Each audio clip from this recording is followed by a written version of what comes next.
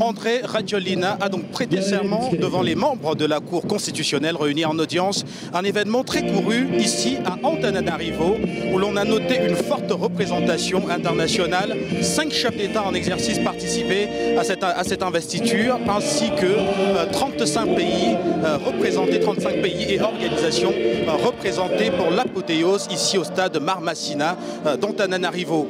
Dans son discours d'investiture, le président a surtout pris l'engagement de combattre cette précarité installée à Madagascar depuis bien trop longtemps. La démocratie avance à Madagascar. C'est toujours fragile, certes, mais on est en apprentissage de la démocratie. Mais là, on voit que c'est renforcé et chacun y met du sien pour cela. Est-ce qu'on doit vous attendre 5 ans après, peut-être ? C'est trop tôt pour dire quoi que ce soit. Je dis qu'il faut faire accepter ou bien de respecter la loi, l'état des droits. C'est le symbole ici en Afrique. Donc je préfère aussi que les autres pays africains suivent notre exemple à Madagascar. Bonjour pour toute l'Afrique. Félicitations au peuple malgache et au président. Juste un mot, s'il vous plaît. Bravo pour le peuple malgache. C'est bon? Et la cérémonie en elle-même? Oh, c'était grandiose. Tout le monde était là. Merci beaucoup de m'avoir ici à cette heure-ci. Une journée vraiment très agréable et puis une journée qui nous dira d'ici peu de temps et très peu. Hein? Dans 1 an, 2 ans, 3 ans, nous aurons déjà une progression avec une grande vitesse V. Le président l'imminence Andrina Rajoelina est actuellement près de nous.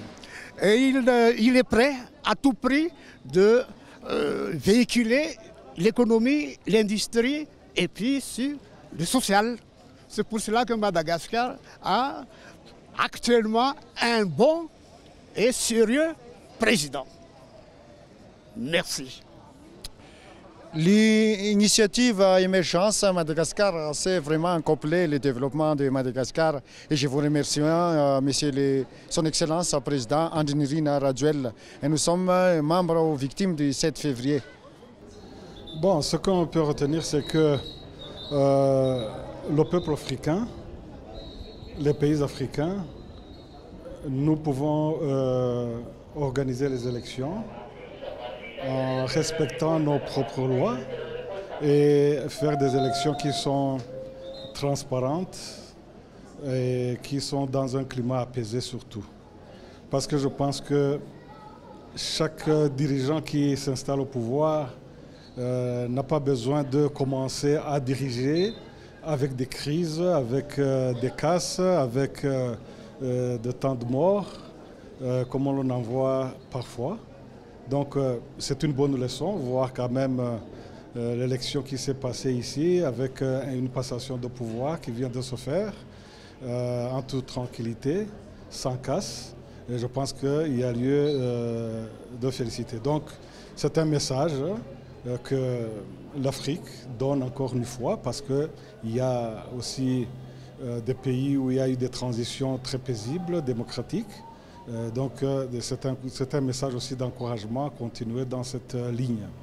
L'Union africaine est heureuse de constater une transition pacifique dans ces pays et nous sommes heureux d'avoir contribué quelque peu. C'est une grande victoire pour le peuple malgache et je l'en félicite. J'ai eu l'honneur de représenter Sa Sainteté le Pape François dans cette importante occasion et de transmettre au nouveau président de la République de Madagascar la bénédiction et les meilleurs vœux de Sa Sainteté le Pape François. Un mot peut-être sur l'ensemble du processus électoral, vous, en tant qu'observateur peut-être? Ah oui, j'ai arrivé seulement hier, ainsi que maintenant on doit présenter les meilleurs vœux de succès au nouveau président et qu'il puisse donner une importante contribution pour le pays. Merci. Merci. Ouais.